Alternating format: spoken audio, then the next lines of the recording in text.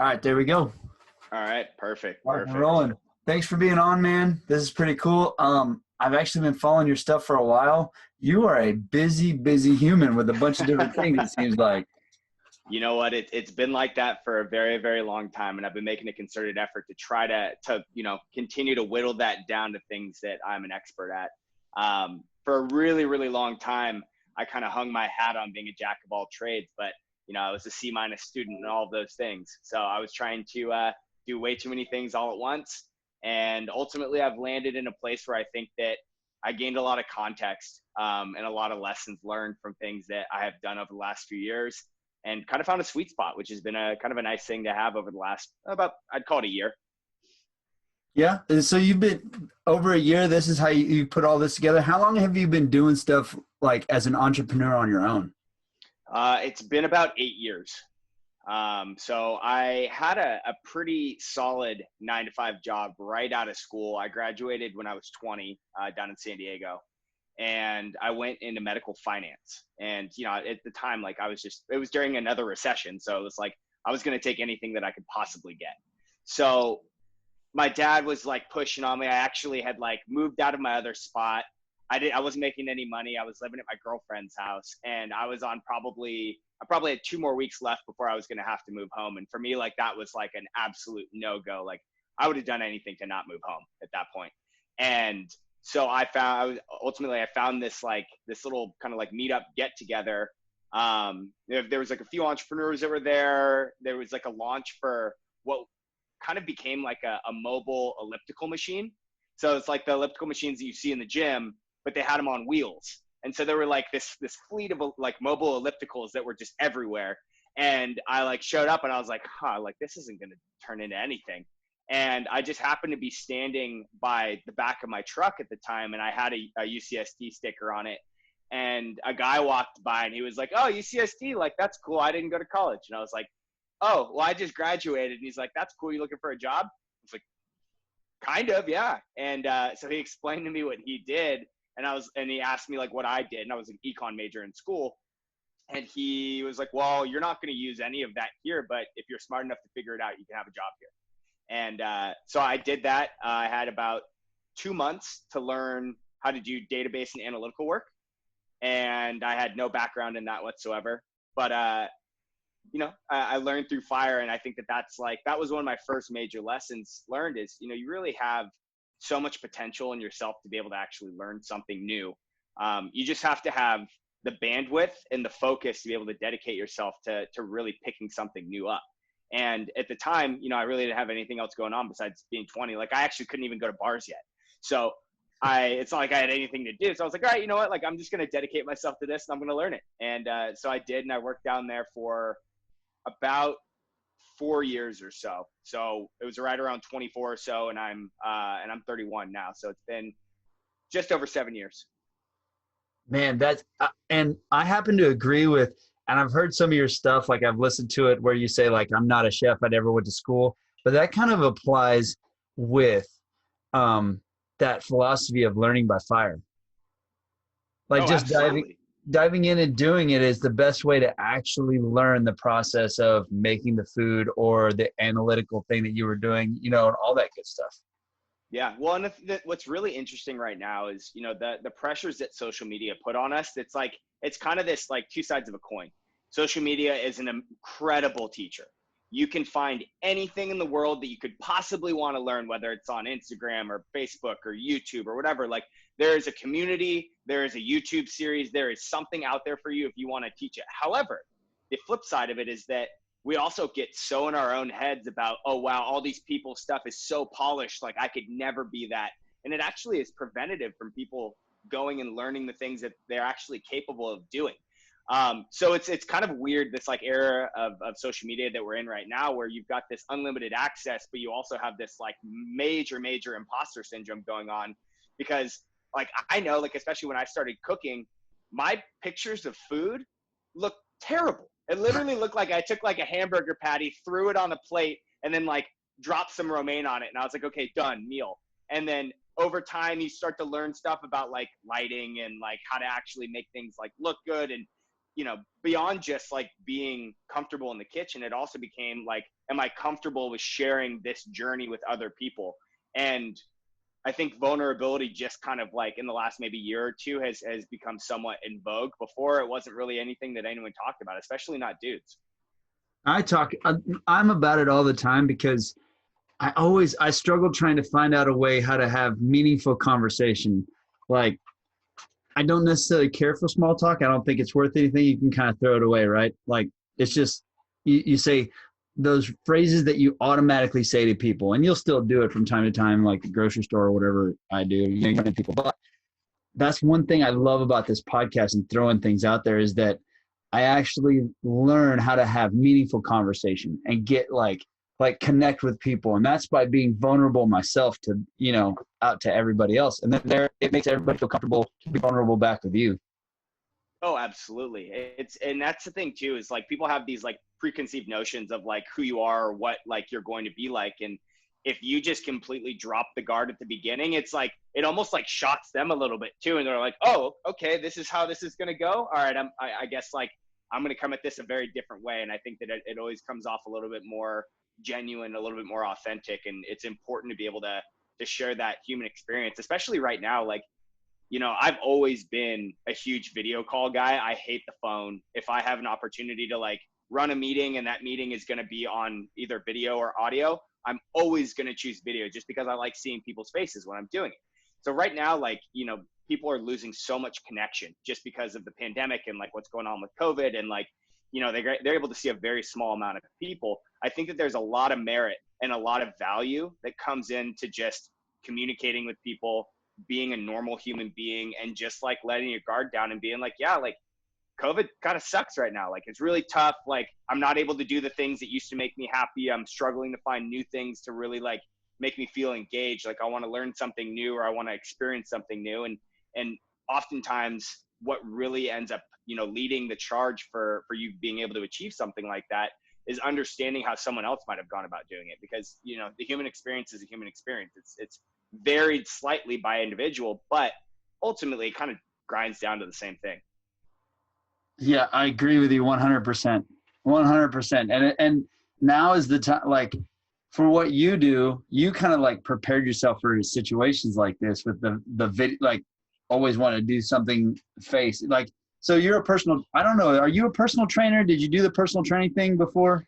I did. So that's kind of where I started. I started off like right after I moved on from my job down in San Diego. I moved up to LA. I had already been training people in San Diego just because like I had been into fitness and nutrition for, I don't know, since I was like 13 or 14. So I was always kind of like very interested in food, moderately interested in exercise, but like always played sports. And then once I got into college, I really started to drive it home in the gym. And that was like my like thing, is I would like go to the gym, and then the food kind of took a back seat because I was in college. So it was like mostly like Coors Light and like canned chicken. So like it's like I didn't have a whole lot of cash while I was in school. So like I just kept it super basic. And but that's really where I got excited about training and excited about supplementation and different types of like research modalities of like what's going to work together in the best way to get me. At the time, it was like to get the biggest that I could possibly be. And I got up to like 215 or so, which is like an absurd number for someone my size. Like my natural weight's like 180, 185. So I look like the Michelin Man, but it was all upper body weight. I never squatted a day in my life. I was not an educated trainer at that point by any means. But once I moved on from my job down in San Diego, I was a trainer. And that's kind of how I kept the lights on. I managed a Nike training facility down in Venice, up at LA. Did that. I also had my first company that I launched, which was called Spiker Spice, which was it's a spice that my mom made me when I was 13 that was designed to help college age students learn how to cook. And do you lose me right there? Yeah. Oh no, I have you. It just flicked on the screen. It flicked a photo of you. Oh, got it. Yeah. So the first company was called Spiker Spice. My mom made this spice blend for me when I was young, and it was basically designed to teach me how to cook like her. And so when I left my job in San Diego, I was like, look, I want to do something. I want it to be manageable and tangible and something that I can understand and like speak authentically about before I knew that that was important. And that was the first thing that we did. And so we launched that spice brand. I was also training people. I wasn't really cooking for people yet at that point.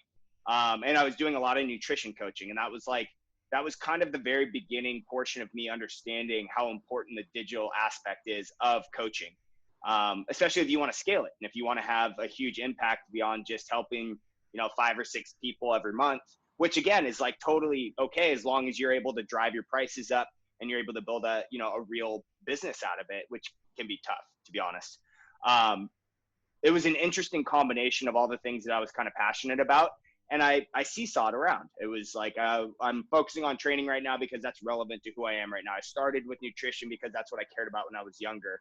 And then it started to go towards like supplementation and like specialty performance nutrition, just because that's where my passion really lied at that point. And so that was kind of like my whole trajectory. I ended up like after that, I became a private chef, which is probably how I made the most money in wellness so far. I had, I started off charging almost nothing, like literally like $200 a week, including food. And I was just like, I was up until 2 a.m. every night. I was, waking up at 4:30 or 5 because I was in LA. So I had to beat traffic. So I had to go do all my drop offs everywhere as well, but get back before traffic. Then I had to work on what would eventually become Volve, but it was still very much in the developmental phases. So I was like, then I would work from like 8 until 2 p.m. on my computer, and then I'd go grocery shopping, and then I would do it all over again. And that was like a 7-day-a-week grind, making, $200, $300 a week off of just food deliveries. It was rough. And I don't recommend, talk about learning by fire. Like I learned very quickly, like how to value my time and how to set up and forecast a business to make sure that like, even if you are in dire straits, you can probably make more than $200 a week. Were you training at the same time that you were doing the chef stuff? No, so like when I was going back and forth, I wouldn't train people as well as do food. A lot of my clients had asked about that and were willing to pay extra for it. But at the time I was trying to not I felt like the training industry, because of boutique fitness, was so inundated with high quality, very qualified individuals that knew what they were talking about. And yes, like I could totally like walk someone through a training program, but I think that people are way better at it than I am. But I think that like a lot of the way in which I cook and I put together meals is very creative, and a lot of people don't think about it that way. So I was thinking about what my value add was and what was my real value proposition for these individuals, and how was I going to be able to get the most out of it by providing value and impact for them, but also being able to charge more for it. And that's kind of why I started leaning more into foods than I was into training. That's really interesting, and I really like that. You like found your pathway. It seems like going through, like you like to train people, but you really like the way you did the food and felt like you added more value to the people than that. So you focus your attention more on that area. Yeah. And I think that whole strategy is I think it's important for anyone that's considering starting off like a new business, whether it's a side hustle or whatever. Like, think about what it is that you're good at. Like what do people know you for? What are the things that like when you wake up in the morning, like what are you thinking about? Because those are the types of things that ultimately don't feel like work. And yes, like when you do switch over from your 9 to 5 over to like a full-time like entrepreneurial gig, it's going to feel like work. I don't care how much you love it. Like there are times in which it's going to suck. However, there's a lot of opportunity for you to be able to turn something that was a side hustle into something that's very, very relevant, very, very impactful, and very successful, as long as you understand, one, are you good at it? And is it something you enjoy? And two, does that value addition, does that value proposition fit the marketplace? What is it that you're really like? What's the problem that you're trying to solve? Who are you trying to solve it for? And what's competition look like? And I looked around in LA, and there was not very much competition in the private chef space at all. Like there's some meal prep companies, but like a lot of times, like the individuals that are going to be able to pay the amount that I thought that I was worth are going to want custom meals, and they have specific dietary recommendations, and they're going to ask me, am I doing this right? Should I be changing this type of ingredient around? And because I had the background in nutrition, it was an easy thing for me to be able to add on and be like nutritionist / performance chef. And that was super lucrative for a really long time. but it was not scalable at all. Yeah, that's a lot. That's a long day. That is a long day. Like, Yeah. were you doing it for people who are already fit, or was it people who were looking to get fit? Like, what was your clientele like? The spectrum varied greatly. There were people that had been fit and that had kind of lost it a little bit. There were people that had always struggled with it. You know, I didn't have any, like, I wasn't like cooking for any sort of like athletes or celebrities or anything like that. It was much more like people that knew that they had more in them, but they're way too busy and they were successful enough to be like, look, like I want to offboard and offload all of my cooking. I don't want to think about food. I know that you think about food all the time, so I'm going to pay you to do it for me. And you're going to make it. You're going to drop it off 2 to 3 times a week. And if I like something, keep making that. If I don't like something, like I'll let you know. And ultimately, that's actually what kind of killed the business for me, was that people liked the same food over and over again. You know, for me, like cooking was about creativity and about like being spontaneous and like getting into the kitchen and like being like, look, I've got some eggs and I've got some like leftover rice and then I've got some vegetables over here. And like, what can I do to make a sauce that's going to complement all of this? And when you're cooking for other people that specifically ask for certain recipes, it becomes a job and a chore. And that's what soured the deal for me.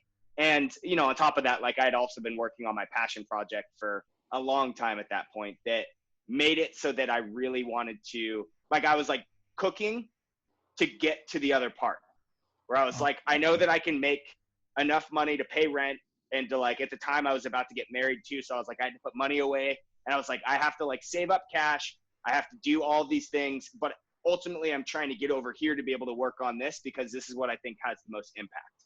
And that's tough. And I think that a lot of people struggle with that particular situation of like, you know what you have to do in order to maintain what you have, but are you willing to give up some of what you have right now in order to get really what you deserve and what you envision? And that's a really difficult conversation that oftentimes it's not even just an internal conversation. You got to have conversations with people that are there to support you, your friends, your significant other, your family.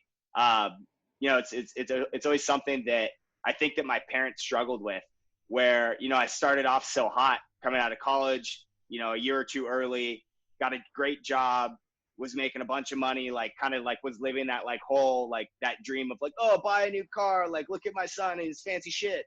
And then I was like, you know what, like this isn't for me anymore.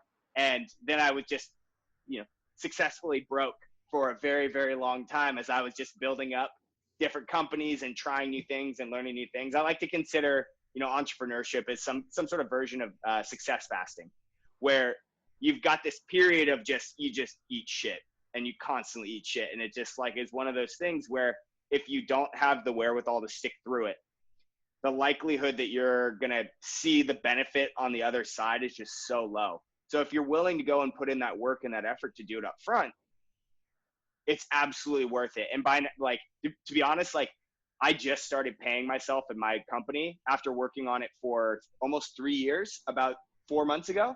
So like, you know, you think that like this is going to turn into something very quickly. And that's what I thought when I was, you know, 23, 24, moving up to LA. I was like, I held on to my nice sports car. I was like, oh, I'm going to hold on to this. Like, this is all going to turn into like an amazing business. I'm going to work like 3 hours a day. I'm going to hang out on the beach. This is going to be tight. Yeah. Well, it didn't work like that. And I sold my car and like humbled myself, lived with my mom, lived with like 4 of my friends. Like it's been a journey for sure. Well, that sort of stuff gives all sorts of crazy hope to me, because that is the thing that I would love to do ultimately in life is, you know, is like work super hard, but then come home and work on a passion, like something that I want as a side hustle. What To gets build you up going? later. What gets you going? What are the things that like really drive you to get like excited? Like, what would that passion be for you? Oh, 100% this podcast. Yep. 100%. I love this thing. Is so much fun, and my wife supports it. My family supports like doing it and putting a lot of effort into it, which it's a lot of work and effort, but then it's kind of not. I enjoy doing it. Like I love it. I love talking to people like yourself. And then, going with that thought, like how much I loved it, I was like, what can I do to make a little money for the podcast? before sponsors or anything else, what kind of things can I sell? Everybody does t-shirts and hats. I was like, oh, I'll do coffee. Maybe coffee will work. I love coffee. Like I used to order tons of coffee online and drink it all the time. So kind of like a little coffee dork. Like, why not? And it wasn't not doable for the price to start it out. And I was like, okay, let's give it a shot. And it breaks even. We make a little bit of money for the podcast to like upgrade and do some things. And so it's like slowly inching up, but 100% this thing is so much fun.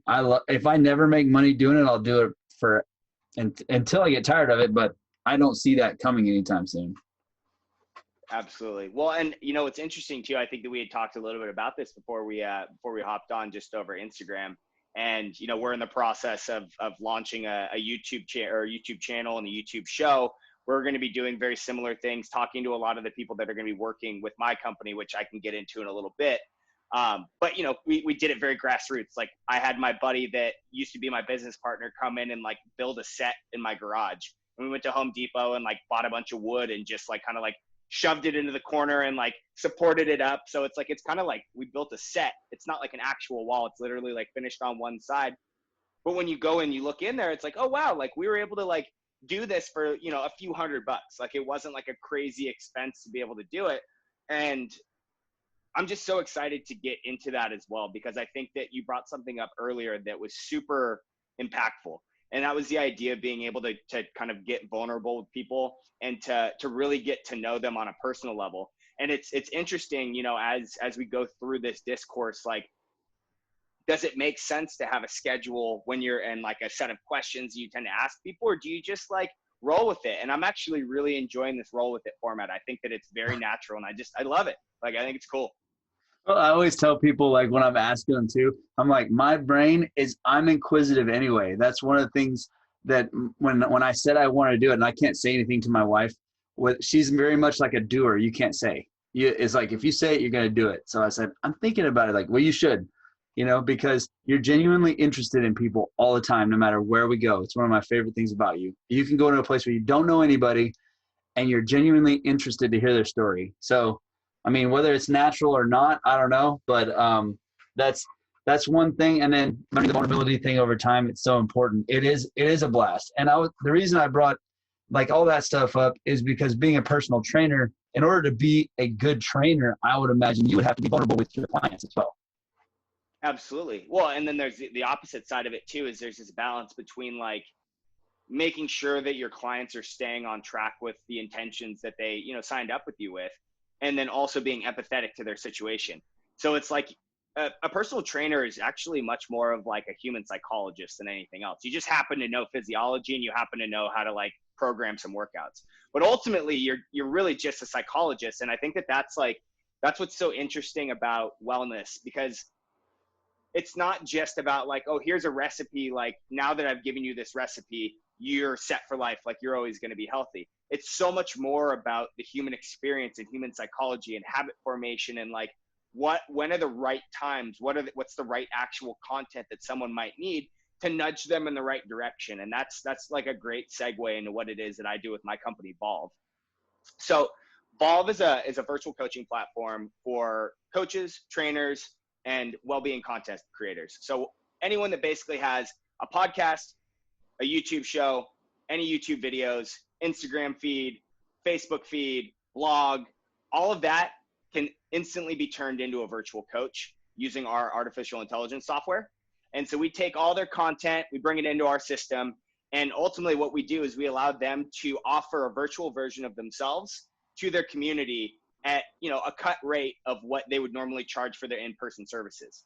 Because if you think about it, as a trainer or as a nutrition coach or any other type of like lifestyle benefiting coach, you're ultimately going out and reaching out to them in the moments in which you think that they need you.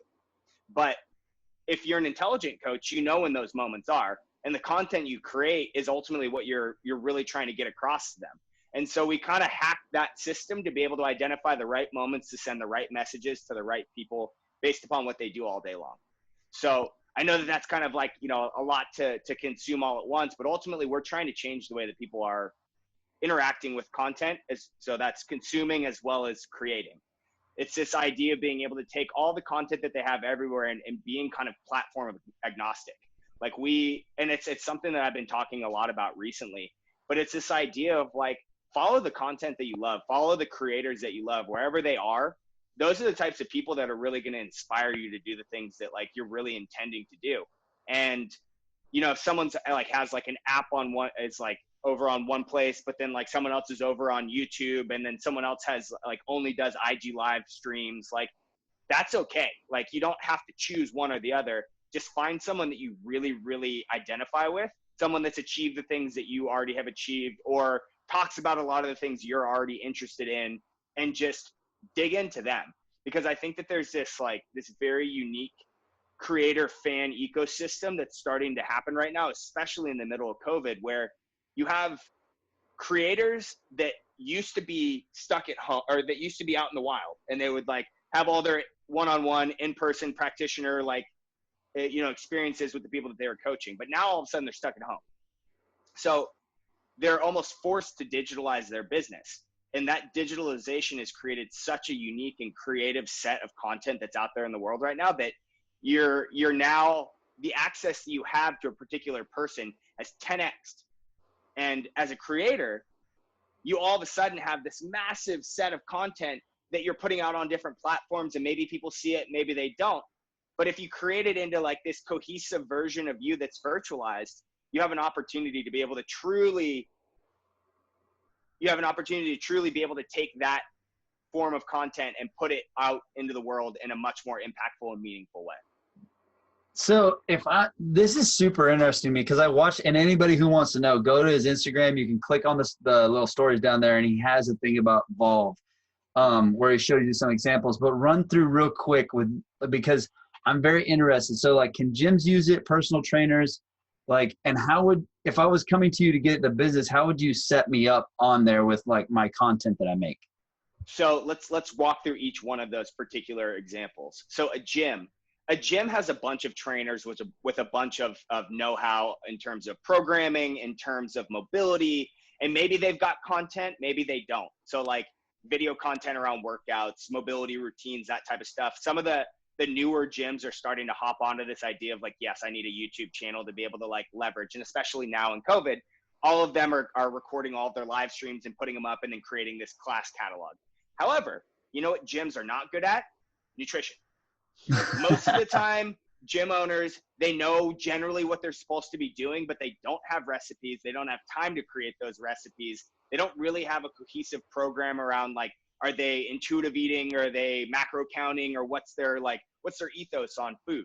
So that's something that's like, if you're trying to provide support for the people that either go to your gym or now like subscribe to your virtual gym, if you're really looking to be able to give them benefit the 23 hours of the day that they're not in the gym, you need to be able to find whole lifestyle content in order to support them. So that's ultimately what we would be doing for them, is that we're infusing all of their trainers with high level nutrition information that's coming from other creators on our platform. So say you're a trainer and I'm the chef and nutritionist. You're like, wow, like I've been putting together these programs. I'm going to sell this like training program for, $15 a month, but I think that I could get 30 from it if I added nutrition to it. You would come to me and we would broker a licensing deal where you would say, hey, I want to use your recipes in my program. Are you cool with that? I'll cut you in on it.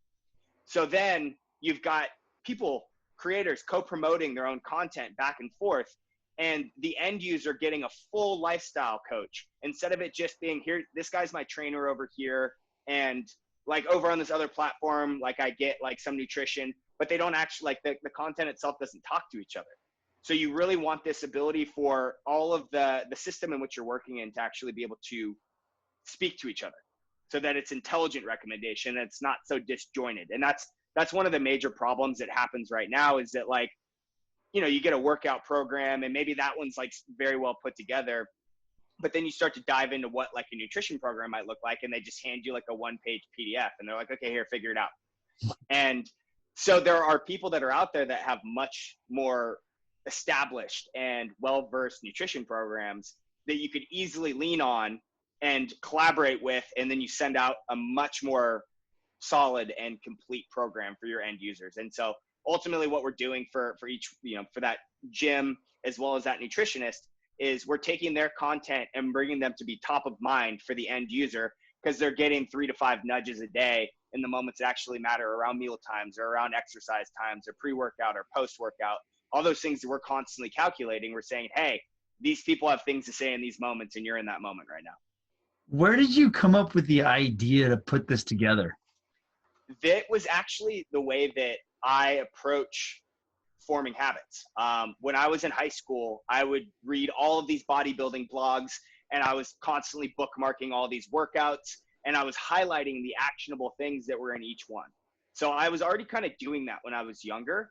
And as I worked my way through wellness, being a trainer, being a virtual nutrition coach, being a chef, like writing content for a bunch of like big companies as well. So like I kind of put my foot in all these different places, and I said, there's a massive hole in the way in which people are consuming all this content. And by the way, I just spent the last 5 years learning how to do database architecture and analytical AI. So how do I merge all of that together to create a solution? Because ultimately no one has like in tech has really solved the issue around like wellness. And I think that like people are coming up with like very like, flashy individualized like recommendations, but ultimately that helps like one person, but it doesn't scale. If you can create a real business around making content highly relevant, there's millions and millions and millions of pieces of content that are out there that if you could take all the effort that someone has already put in and turn that into a passive revenue stream for them that also impacts their community in a much more, high touch and successful way, you're kind of making it work for a lot of different players in the ecosystem, and that's ultimately how you build like a very solid business.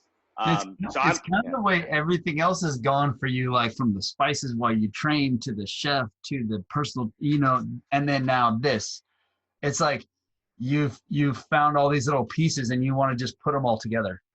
Yeah, and what's funny too is my old boss who let me go, and from my job in San Diego, he ultimately told me that I had hit a ceiling at that company, and I needed to go do something else because I wasn't learning anything. He's my like co-investor in this company, and but he looked at me, and during the period where I was like really trying to figure out exactly like what I was trying to do, like he's pushed me in such an interesting way where he's like, look, like connect the dots between things that like make sense or don't make sense. Use your experience to be able to figure out like, is there really an issue here for multiple people, or are you just like annoyed yourself? And having an analytical mind and looking at what other things and other people are going through, it gives you an opportunity to be able to like to really put perspective around your own experience and see if that scales. And I think that like you have to fail in multiple places. And I use the term fail very loosely because I think that every failure has some sort of benefit, some sort of lesson learned that drives you a little bit farther forward. And so if you look at like my trajectory over the last like 7 years, my business partner just tells me, it's like, you've got like a 7-year MBA that more or less cost you nothing except for all of the wages that you foregoed while you were kind of going and doing this. Like I could have gone and gotten an MBA in 2 years, but you don't learn the real life experience. Like you can have all the case studies in the world, but if you don't fall flat on your face a few times, you're not going to learn those lessons. So it's kind of like an MBA, like a hard knocks MBA that I've kind of looked at it as, where it's just like you create a few things, you learn a few lessons, you look for things that are cohesive, you look for things that have connections, and you find ways to make that work. And if you don't, hopefully you try again. And if, after a certain amount of time, you just kind of get used to that, like, well, shit, that didn't work. Shit, that didn't work. Shit, that didn't. Oh, wait, no, that kind of worked. Okay, we're going to do this for a little bit more. No, that doesn't work anymore. It's this like constant pivot until you find that right niche. And we're in a position right now with Volve where we've found that niche. And I've got some really good partners that we're working with in the future that are going to help us be able to grow this business and help more people out. Well, and I absolutely love that because and you said a couple of things that are like man, it's so very true. Is like the only way to really test things is to throw it out there too. The only way to really test like what you've got going on is to put it out. Like your YouTube thing that you're about to start. I don't know if that involves Volve or if that's a separate thing. Yeah, it is But Volve. Yeah, it it'll is be sponsored by Volve. okay. Awesome. And then you're like throwing stuff out. You can practice all you want to in front of a camera, all you want to, but you never know what it's going to be like until you throw it out there. So true. Yeah, there's no you have it's very interesting when push comes to shove, like you're there, either you want to do it or you don't. And like you can make excuses all day long as to like why the timing's not perfect, or like, the right people aren't saying yes, or like there's so many different things that you can use as justification and not actually start. And if I've learned anything over the last few years, it's just like pull the band-aid off. It's going to be like shitty the first few times. Like it just is. And like no one expects you to be perfect, because honestly, the first few times, not very many people are watching. So like, okay, whatever. Just like get over yourself and just put it out there and see what happens. And I think that, any sort of like continuity or consistency around working on one thing for a really long time ultimately allows you to spend more time on becoming a specialist in it. And that's what's important. And if you give power over to that side, like that embarrassment side, like you lose all confidence. But when you throw that stuff, when you go, I'm going to throw it out there, and if somebody doesn't like it, oh, well, what happened? I mean, they just didn't like it. Like, okay, I at least tried. Like they didn't try, I tried, And so And you learned very quickly that might not necessarily be your target person that you're going after in the first place. So if someone vocalizes that they didn't like whatever it is that you put out, don't take that as like, it's not a personal attack. That person either may be going through something that like is making them lash out, or they've got a different opinion than you. And that's a good thing. So use that as an opportunity to like strike a conversation up. More times than not, if someone's coming at you and like they're doing it out of the digital ether where they're hiding behind their social media profile, like you're either going to learn something, or they're just going to be like, they're going to be so caught up in their own issues that like you'll know very quickly that it had nothing to do with you. 100%, man. 100%. And everybody, it's easy from behind anywhere to like talk, say whatever you want and have opinions. I mean, you see that now. Everybody's a doctor on social media. Mm-hmm. Everybody's a scientist on social media. It's like, guys, none of us are any of that. We all have our opinions. Like I could share them too if I wanted to, but like, I don't know. And I don't feel comfortable sharing that. Like, I'm not going to go out and put it in a way where it's judging other people, but it's easy to come off that way because you're not sitting in front of that person when they're typing that. So you don't know. They could be just saying it in the nicest of ways and it comes off like rude. And so you have a conversation with them, reaching out to them. That's a great idea, because then you get to see exactly where they're coming from. Yeah, and you learn more about why they said the things that they did. And just like you said, just like you touched on, you could just be interpreting what they said incorrectly. And when you go and reach out to them, I mean, look at it as like market research. You have a willing and able potential customer telling you exactly why they don't like your product. It's like, okay, well, you know how hard it is to get someone to respond to an email after they bought something and they even liked your product? Like, you've got someone out there that's like giving you the answers. It's like, okay, like I'm going to write this down. These are like this is the cheat code. This is the answer for me to get through this test.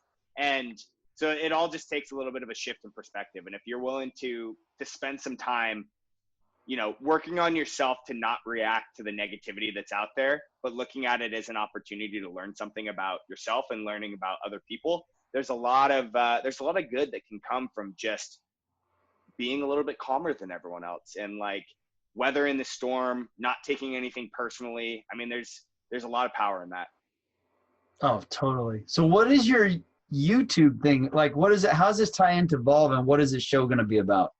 Yeah, so the show is going to be called Potentialist. We're going to be interviewing all of the coaches, trainers, and content creators that are trying to make the world one healthier, one moment at a time. And so we're looking at what it is that, like, their story, where they came from, what they've been doing in wellness, what like some of their like, funny interactions with clients have been, a lot of like business tips around like what's worked, what hasn't worked, talking a little bit about their content strategy. So it's very much like a show for coaches by coaches, but we're also going to be touching a lot on like hot topics in wellness. So for the individuals that want to work with one of these coaches, you're going to get a very quick understanding of like, what are the things that they're passionate about? What are the things that they're very knowledgeable about? So it's going to be a portion of it is going to be marketing for them.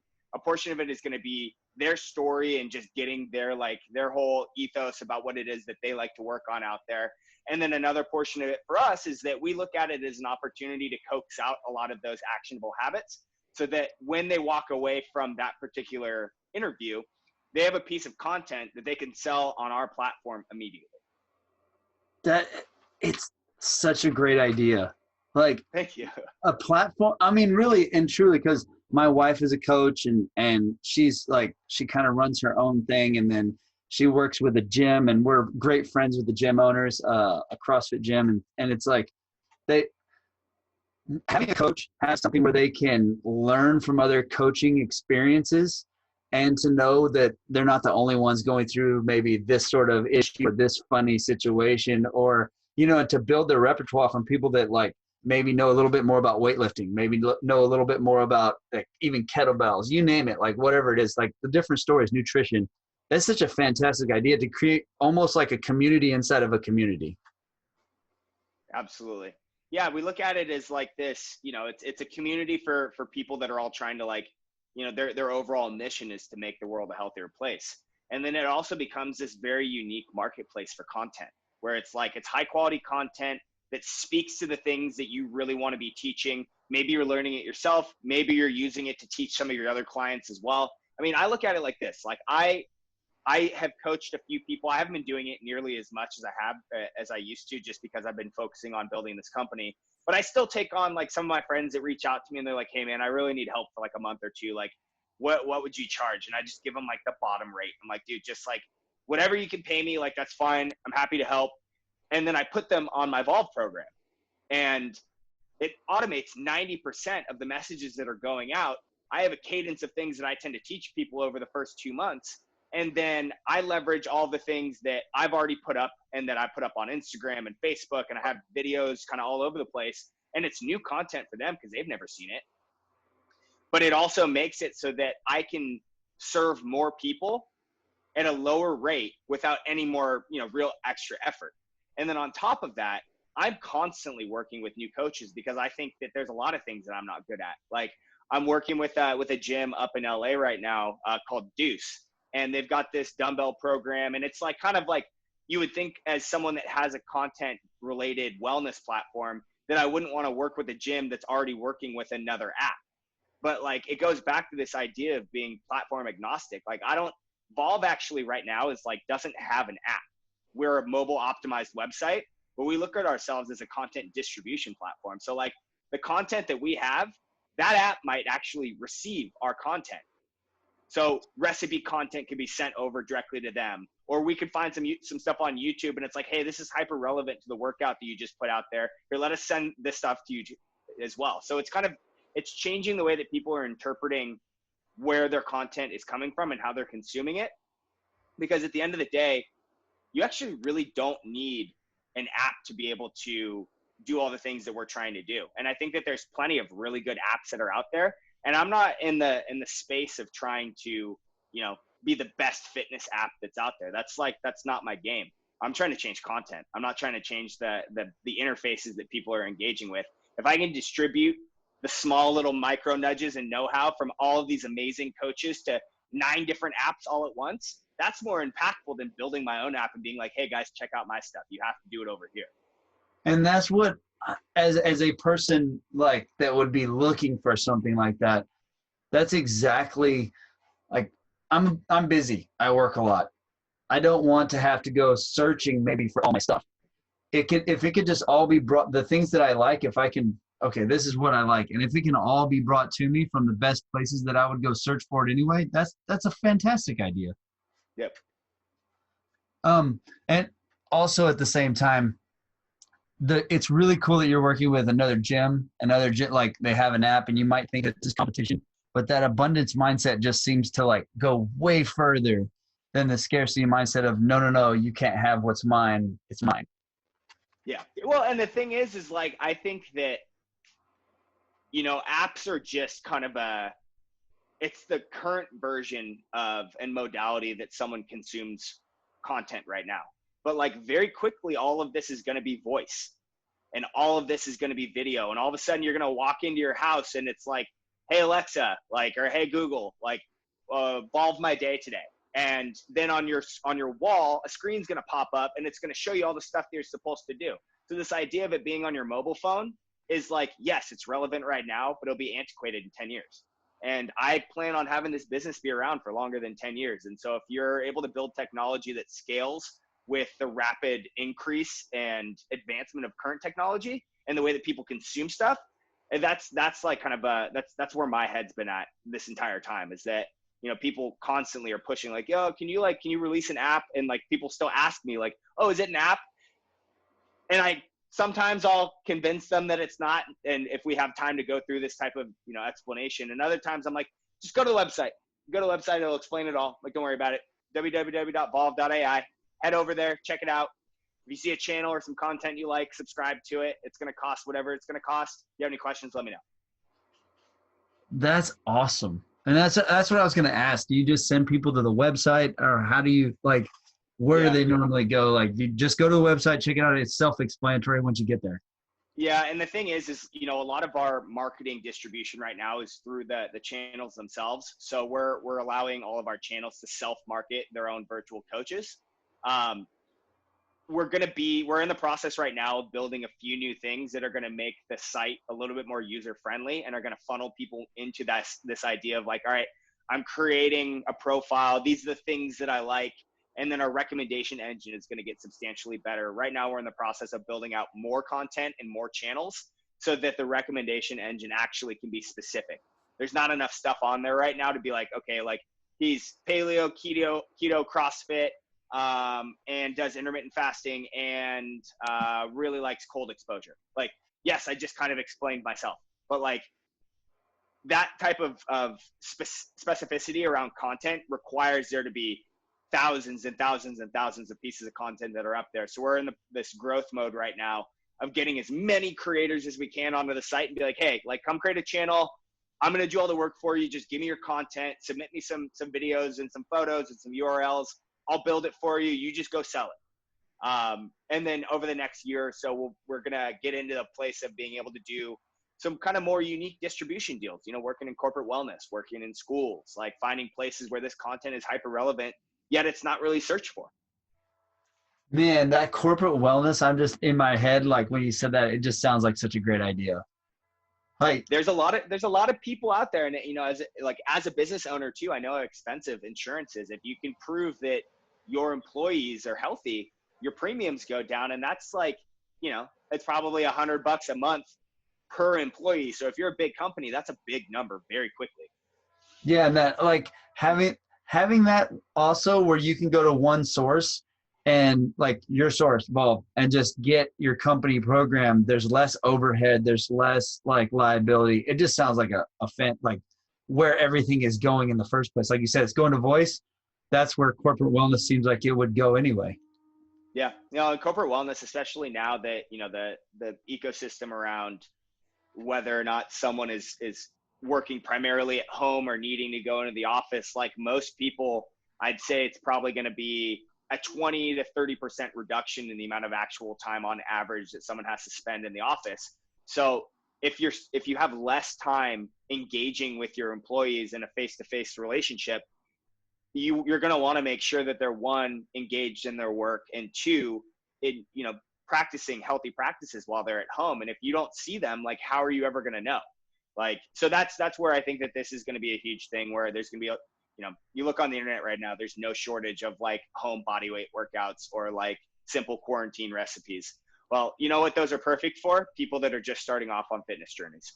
Regardless of when the quarantine's lifted, simple body weight stuff, walking a few times, like walking challenges, going on hikes, bike rides, and then just like eating very simply, getting comfortable in the kitchen. Like, those are kind of the two cornerstones of all of this. And then kind of the third point of it would be like recovery and sleep.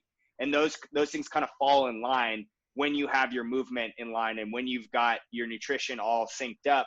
Then you start to get your circadian rhythm working properly, and then you start messing around with, like, you know, making sure you're not exposed to blue light at night, and all sorts of like cold exposure and things that can kind of get your body into the state of being able to get a proper night's sleep. But it all kind of starts with the foundational stuff of what you're putting into your body and how you're moving it. And it's kind of funny how you start like that with something. You start off like, I'm going to get into it. And you start at this like beginner level. And then your interest, if you like it, your interest goes into, well, I wonder what I have. Like, I started working out. Now, what if I stop drinking sodas? Now, what if I start eating whole foods and less processed foods? Well, now what if I went to like really counting my macros or going to this diet program? Oh, what's this sleep thing I hear about? Like, it just snowballs over this period of time. And then before you know it, you're doing all of these habits that you're like, oh, look at that. This is where I am now.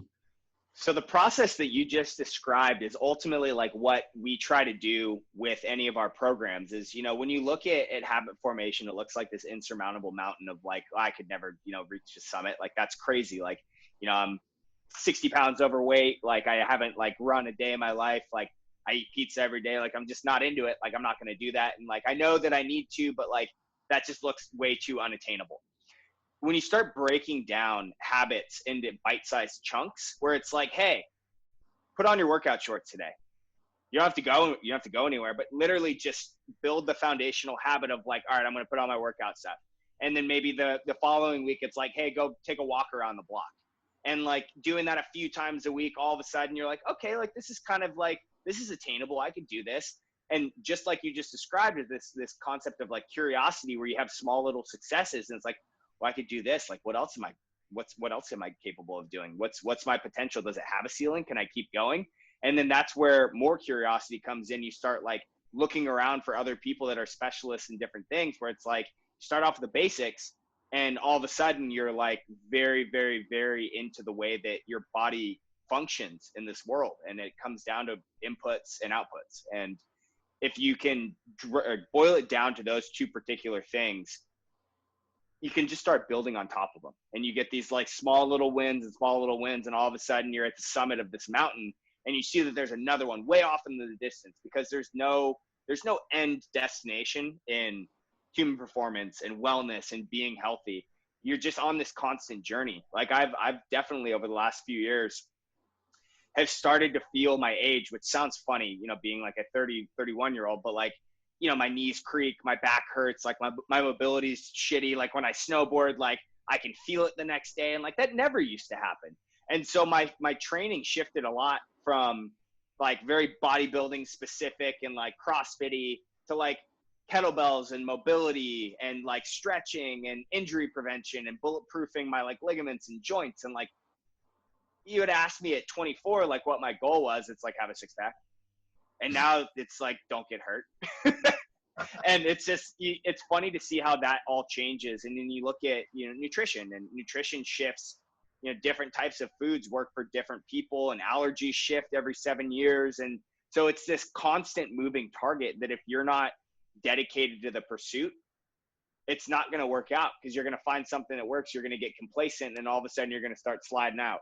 And then once you start sliding out, then that same type of nudge coaching is what's going to bring you back into that center position for you to be able to get back on track. Man, I dig all this stuff. I love it all. I'm so glad you came on the podcast, man. Me too. Again, let everybody else know where they can find all your content, where they can find out about Volve, when your YouTube stuff is coming out, and where it's going to be and all that good stuff. Sure. So you can check out Volve at www.volv.ai. On there's a few different channels that we're going to be launching.